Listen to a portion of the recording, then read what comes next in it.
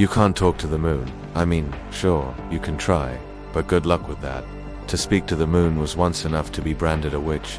This is the story of women who found power in the night sky and paid the price. The moon was a woman's best friend long before it was Bela Lugosi's bestie. Cycles, fertility, prophecy, the moon was sacred to women across cultures. Men in power, not so much. They feared what they couldn't control and called these women heretics, but the moon listened. Their rituals lived on, in whispers, in secret. Gather round, you weak, wretched mortals. I am your host. I know you didn't realize you were signing up for a scary story podcast when you hit subscribe, but this is how we do things around here. Now let me tell you about a terrifying time. It was the 14th century and a woman in Lancashire, England had a problem. Her husband had just died, and she needed to get her hands on some money. The only problem was she was a poor woman with few rights and even fewer friends. But our girl had a secret weapon, her knowledge of herbs and, well, the moon. Once a year, under the light of the full moon, she would gather with other women, dance naked and chant to the moon.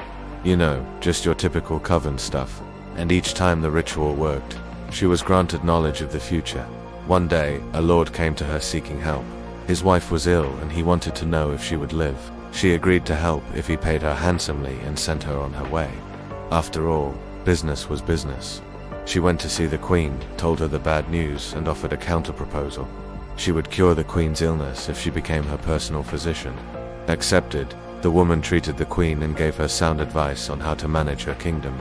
Basically, she ran the place. Everyone loved her except the king, who suspected she was a witch. He had her put on trial. She handled it like a pro, turned the whole thing into a massive public spectacle. She was acquitted, but spent the rest of her life in prison for telling the king what he didn't want to hear. She was one of the lucky ones. Most of the women accused of witchcraft during this time were killed. But the truth is, there were far more powerful forces at play than any of them could have imagined. It all started centuries earlier when Christianity began to take hold.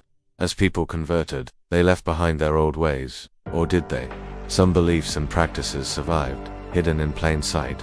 It was easy to dismiss them as the ramblings of crazy women. After all, they weren't hurting anyone, or were they? All around Europe, women were being persecuted for the crime of speaking to the moon. But the thing is, no one knows exactly why.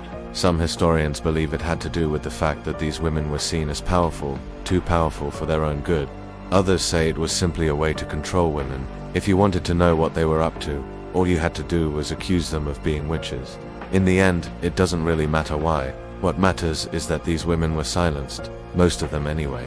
A few managed to escape, fleeing persecution to remote areas where they could live out the remainder of their lives in peace. Or did they? Even in the darkest of times, there is always hope. As long as there are women who speak to the moon, the tradition will live on.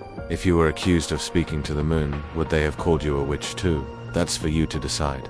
This has been Unholy Histories. Subscribe for more tales of the dark, scary, and unknown.